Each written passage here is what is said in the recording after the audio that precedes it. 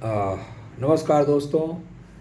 आज 25 अक्टूबर को एक बार फिर आपके सामने हूँ। मैं प्रोफेसर नृपेंद्र नारायण सिंह, और आज जिस शख्सियत के बारे में हम आपसे बातें करेंगे, आप और हम मिलके उनके बारे में, उनके टैलेंट के बारे में, उनके अचीवमेंट्स के बारे में हम जो बातें करेंगे, वो शख्सियत वो ऐसे व्यक्ति हैं जिन्हें हमारा देश कभी नहीं भुला सकता। उनके वो एक लिरिसिस्ट हैं, वो एक गीतकार हैं, और उन्हें बहुत लोग जानते हैं। उनका नाम है कवि प्रदीप। उनका असली नाम रामचंद्र नारायण जी द्विवेदी था, और उन्होंने खुद ही ये उपनाम अपना जो है पेन नेम चुना और प्रदीप लिखना जो है शुरू किया उन्होंने। तो रामचंद्र नारायण जी द्विवेदी कवि प्रदीप कैसे बने, इसकी भी एक मनोरंजक इसके पीछे एक घटना है, इसके पीछे एक बात है। वो बात है कि जिन दिनों कवि प्रदीप बहुत ही लोकप्रिय हो गए अपने प्रतिभा के कारण, तो उन्हीं दिनों प्रदीप कुमार जी एक बहुत बड़े स्टार हुआ करते थे, जो बहुत ही रॉयल पर्सनालिटी थी उनकी, और उन्होंने शाहजहां वगैरह की भूमिका निभाई, बहुत सारे रोल्स किए। तो लोगों को ये कन्फ्यूज़न होने लगा कि ये प्रदीप कौन है। तो उन्होंने प्रदीप कुमार, और इनका भी नाम प्रदीप, तो इन्होंने अपना नाम कवि प्रदीप रख लिया। इन्होंने वैसे ही रामचंद्र नारायण जी द्विवेदी जो अपना नाम था, ये इनका एक लंबा सा नाम था। इन्होंने कवि के रूप में खुद को एक नाम चुना, जिसका जो था कि प्रदीप। लेकिन ये कवि प्रदीप हो गया क्योंकि एक्टर प्रदीप कुमार जी जो सुपरस्टार थे उन दिनों, उनके साथ ये मैच करता था इनका नाम, तो इन्होंने अपना नाम के आगे कवि प्रदीप रख लिया। तो कवि प्रदीप जी ग्रेजुएट थे लखनऊ यूनिवर्सिटी से, और ये अपने कॉलेज के ज़माने से, उसके पहले से भी इनको कविताएं लिखने का एक पैसन था। कविताएं लिखना इनके इनके खून में था। ये जन्मजात एक प्रतिभा थे। और 1939 में, 1939 में ये मुंबई आए कविता सम्मेलन में अटेंड करने के लिए, और वहीं जो है इनको एक प्रोड्यूसर ने अपने फिल्म के लिए साइन कर लिया, और उन्होंने 4 गाने लिखे पहली या दूसरी फिल्म में, जिसमें 3 उन्होंने खुद ही गाए। अब आप इसे समझ सकते हैं कि फिल्मों के लिए लिखना और गाना दोनों ही अद्भुत दक्षता से कवि प्रदीप जी ने किया। आप बहुत से इनके गाने जानते हैं, लेकिन एक गाना तो अगर आप नहीं जानते हैं, तो श्री जवाहरलाल नेहरू जी के, हमारे beloved prime minister Nehru ji के अनुसार आप जो है सही में पैट्रियट नहीं हो सकते पूरी तरह से। You may not be called a patriot truly. आप हिंदुस्तानी, शायद आपको ये टाइटल आपको शोभा नहीं देता। वो गीत है ऐ मेरे वतन के लोगों। इस अमर देशभक्ति गीत के लेखक कोई और नहीं, कवि प्रदीप थे। इन्होंने ये गीत 1963 में लिखा। बात ऐसी थी कि महबूब खान साहब बहुत बड़े डायरेक्टर थे, और उनको ये कार्यभार दिया गया होम मिनिस्ट्री से, नेहरू जी के द्वारा, प्राइम मिनिस्टर के द्वारा, कि भाई हमारे 62 में हमारी जो इंडो चाइना वार में जो हार हुई है, उसके बाद देश का मोरल बहुत डाउन हो गया है, और हमारे जो बहुत से हज़ारों जवान जो काम आए हैं, उनकी विधवाओं के लिए जो है वो फंड कलेक्शन करना है। तो महबूब साहब ने प्रदीप जी को कहा कि भाई आप कोई अच्छा गाना लिखिए। तो कवि प्रदीप जी जो है वो मुख्यतः जो है वो धार्मिक, स्पिरिचुअल और देशभक्ति के गाने लिखा करते थे, तो इसके लिए सर्वथा उपयुक्त थे कवि प्रदीप। ये महबूब खान जी जो मदर इंडिया के डायरेक्टर हैं, उनको मालूम था कि यही शख्स ये काम कर सकता है। तो कवि प्रदीप इस काम में लग गए, और एक दिन वो माहिम बीच पे बम्बई में घूम रहे थे। उन दिनों बम्बई कहा जाता था मुंबई को। तो माहिम बीच पे घूम रहे थे, तभी इनको ये पंक्तियाँ उनके सूझी और उन्होंने जो है वो सिगरेट के पन्नों पर जो है ऐ मेरे वतन के लोगों लिखना शुरू किया और घर आके उसको पूरा किया। ऐ मेरे वतन के लोगों तुम खूब लगा लो नारा, ये शुभ दिन है हम सबका, लहरा लो तिरंगा प्यारा, पर मत भूलो सीमा पर वीरों ने है प्राण गंवाए, कुछ याद उन्हें भी कर लो, कुछ याद उन्हें भी कर लो, जो लौट के घर ना आए, जो लौट के घर ना आए।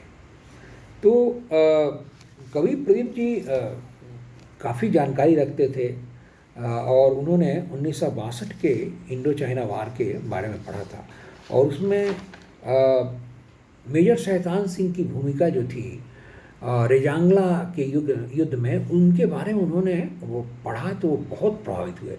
अब घटना ये घटी कि मेजर शैतान सिंह भाटी जो थे वो राजस्थान में उनका जन्म हुआ था और वो रेजांगला में तैनात किए गए थे इंडो चाइना बॉर्डर पर और वहाँ चीनियों की सेना एक जो है वेव्स के रूप में आ रही थी और जब वो बहुत करीब आ गई तो उन्होंने फायर करने का हुक्म दिया और रेजांगला पास की जो लड़ाई थी, रेजांगला की जो लड़ाई थी 1962 में, वो 18 अक्टूबर को चीनियों ने आक्रमण किया और ये सिर्फ 124 जवान लेकर के मेजर शैतान सिंह भाटी वो वहाँ हाजिर थे। अब मेजर शैतान सिंह भाटी जो थे वो आज़ादी के पहले भी सेना में एक रजवाड़े में काम करते थे और जब भारत आज़ाद हुआ तो उन्हें कुमायूं रेजिमेंट में ले लिया गया और वो मेजर थे उस समय 62 की लड़ाई में। तो भयंकर युद्ध हुआ और उन्होंने 124 जो है भारतीय सिपाहियों ने 3000 चीनी सैनिकों को मार गिराया था रेजांगला के युद्ध में और खुद ही वो एक चौकी से दूसरी चौकी तक पर जो है वो जाते थे और जगह जगह छोटी छोटी टुकड़ियां बना के लड़ रहे थे भारतीय सैनिक और इसी दुस्साहस करते हुए उनको बुरी तरह हाथ में और पेट में जख्म लगा और एक मशीन गन फायर में उनके पेट की हथड़ियाँ निकल गई और किसी तरह वो बांध करके वहाँ वो उनको बैठे रहे और वो उनको एक जवान ने जो है कुछ जवानों ने लेकर एक बाउल्डर के पीछे, एक बड़े चट्टान के पीछे उनको बैठा दिया और उनको एक मशीन गन पकड़ा दी और वो वहीं से लड़ते रहे और जब वो बेहोश होने लगे तो उनको इवैक्यूएट करने की, वहाँ से हटाने की चेष्टा की गई। तो उन्होंने कहा कि नहीं, तुम लड़ने का काम जारी रखो, मुझे अकेला छोड़ दो और ऐसा हुआ कि वहीं वो लड़ते लड़ते मारे गए। अकेले लड़ते हुए उस बाउल्डर के पीछे बुरी तरह घायल थे, जख्मी थे, फिर भी लड़ते रहे। तो जब अंत समय आया तो कह गए कि अब मरते हैं, जब अंत समय आया तो कह गए कि अब मरते हैं, खुश रहना देश के प्यारों, अब हम तो सफ़र करते हैं। ये जो लाइन है वो मेजर शैतान सिंह की शहादत को याद करके ही कवि प्रदीप ने लिखा। तो आप समझ सकते हैं कि कितनी देशभक्ति से ओतप्रोत उतनी उनकी आत्मा थी।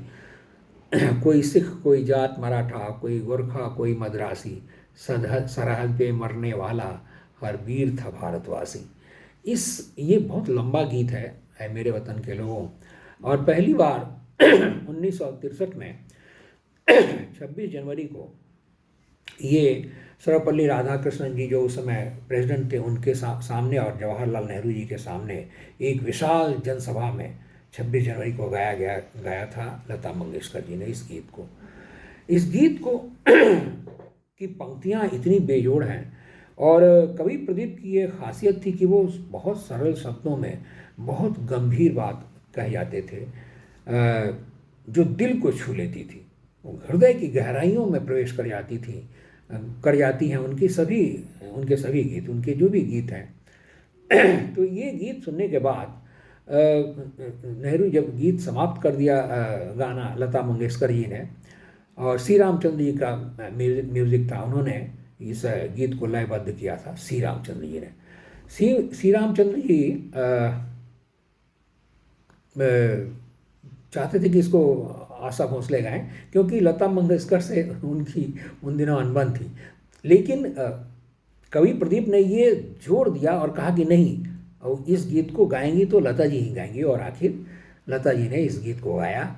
और कोई भी 26 जनवरी हो, 15 ओकेज़न हो, 15 अगस्त हो, कोई भी नेशनल, कोई भी देश प्रेम संबंधित कोई पैट्रियोटिक कोई ओकेज़न हो तो ये गीत अवश्य गाया जाता है। इसके जोड़ का एक और गीत है जो इसके बाद आता है, वो कैफ़ी आज़मी जी का है, और वो भी इंडो चाइना वार के बारे में है। कर चले हम फिदा जानो तन साथियों, अब तुम्हारे हवाले वतन साथियों। तो वो रफ़ी साहब ने गाया है, लेकिन इस गीत को लता जी ने भी बहुत खूबसूरती से गाया है और दिल को छू जाती है। अब आप देखें कि प्रेम के कई रूप हैं।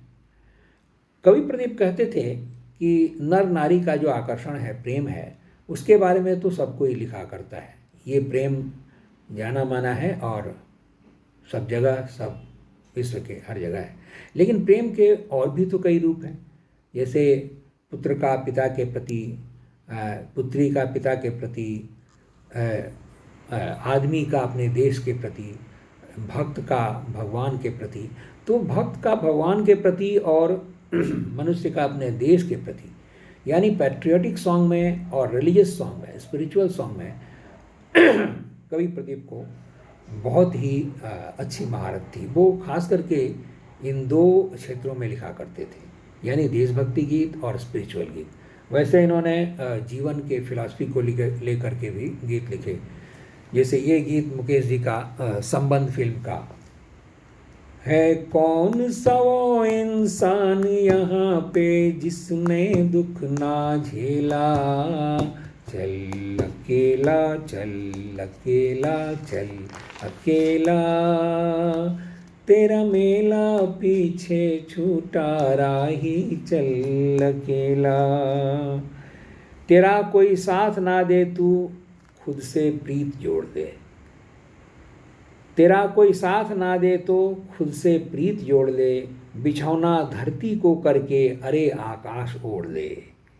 यहाँ पूरा तेरा कोई साथ ना दे तो तू खुद से प्रीत जोड़ ले, बिछौना धरती को करके अरे आकाश ओढ़ ले।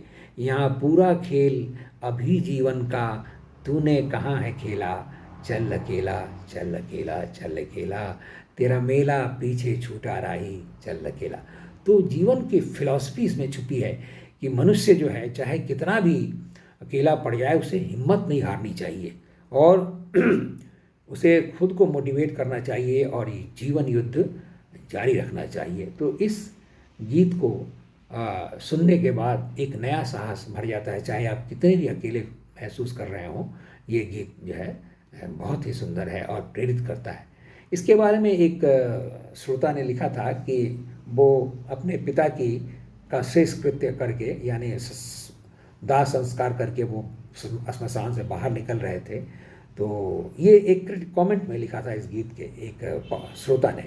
तो वहाँ रेडियो पर ये गीत बज रहा था। कितना विचित्र है, आयरॉनिक है कि वाकई वो पिता की मृत्यु के बाद अकेला महसूस कर रहा था और उसको हिम्मत मिली, चल अकेला चल अकेला चल अकेला, तेरा मीला पीछे छूटा राही चल अकेला।